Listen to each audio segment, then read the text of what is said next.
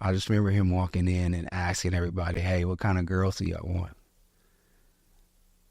And like, a few moments later, the girls came in.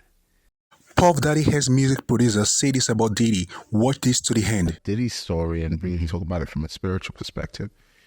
To myself, I'm thinking that he comes in, hey, can we film Pastor Rod? I said, for what? He said, he used to be a producer for P. Diddy? Yes. Is that right? That is correct. Wow.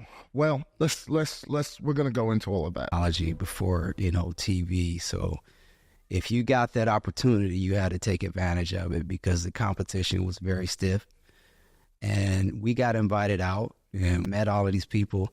I've gone to New York. I bought equipment. I got to get to the top of this thing. Mm-hmm.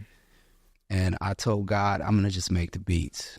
And I did that. I started making beats for more groups, more drug dealers, started making a little more money per beat. I think I started at like $100 a beat, got all the way up to like 700, 1,000. So now things are growing. I'm about 18 years old now, and I moved to Houston. Let's go right now into like meeting Diddy. Okay. What was it like meeting Diddy for the first time? Meeting him for the first time, it was, number one, it was the dream come true. I met some guys who said that they could get me to him. I'm producing records.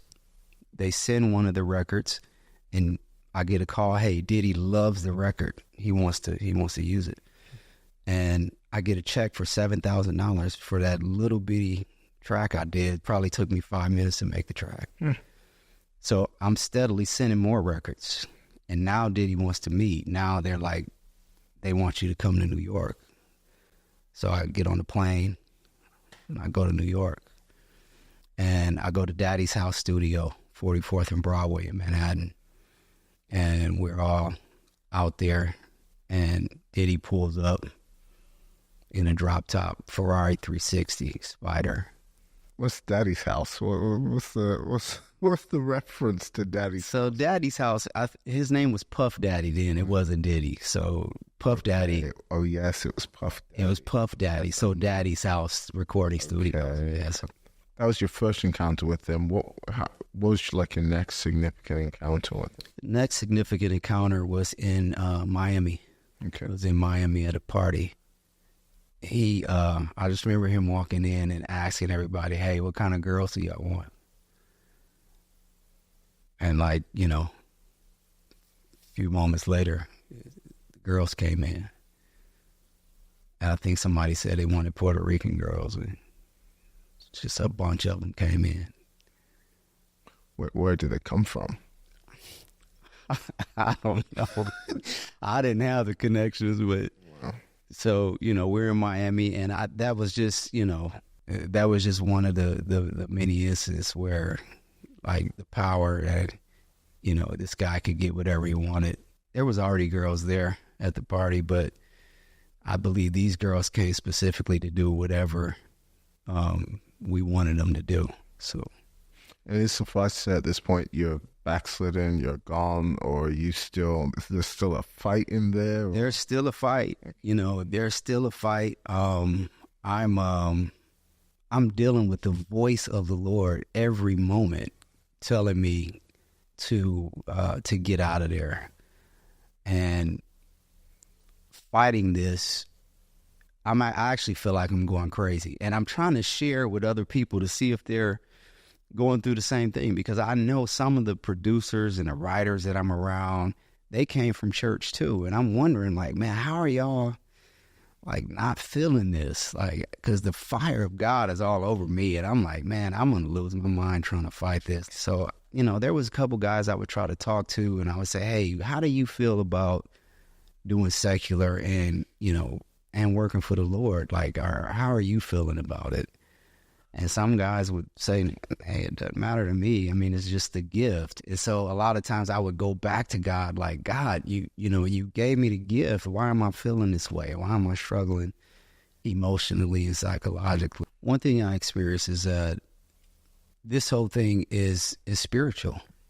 Most people would just attribute it to being gifted or being talented, but the spirit realm very much controls what it sounds like, what it looks like, what happens in these rooms, on these records, what's written. I remember even the first record that I did for Bad Boy Records. I wasn't in those realms. I couldn't hear the music like that. I couldn't hear it as clear. Like there were certain sounds and certain things that I could hear and produce that if I wasn't in that mind frame, I wouldn't be able to produce it. So what got you in that mind frame? What would it be? It would be focus, just almost channeling something else. Weed, getting in the studio and just, channeling it, just pulling it out. And when I got to a certain level of it, I noticed it could come in 5 minutes. I could just create something and it would be amazing. Some of the most amazing music I ever heard. And I again, you don't get to those realms without a supernatural aid or a supernatural guide. We spent the time together in New York at Daddy's house, and then when we went to Miami, there was a couple parties, and we never really came one-on-one. You really had to be in his inner circle to get that close to him and to spend that kind of time with him. So being new and coming up through the ranks, and he would come in and say, man, you guys sound amazing,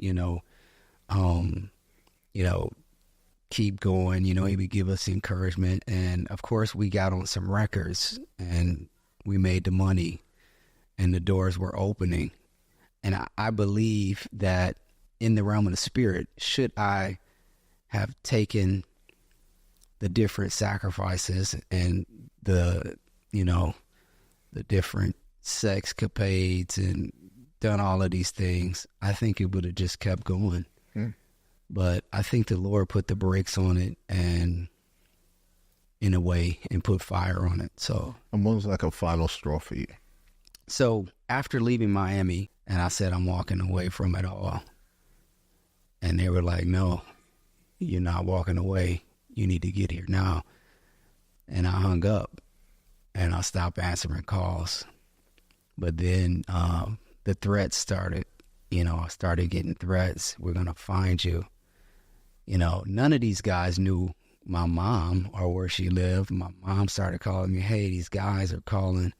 My wife, she was my girlfriend at the time. They were even calling her house. Yes, they were calling my dad. They even came to my church, it was very scary because I almost felt forced into, I almost felt like, well, I'm going to have to go back into this and I'm going to have to fulfill it, because I didn't want anybody to get hurt. I think one of the reasons is because I got really close and I seen it with my own eyes. I experienced it and I had the option to say no and to walk away. Right. I got that close. I tasted it and I still walked away. And I walked away because of the voice of the Lord.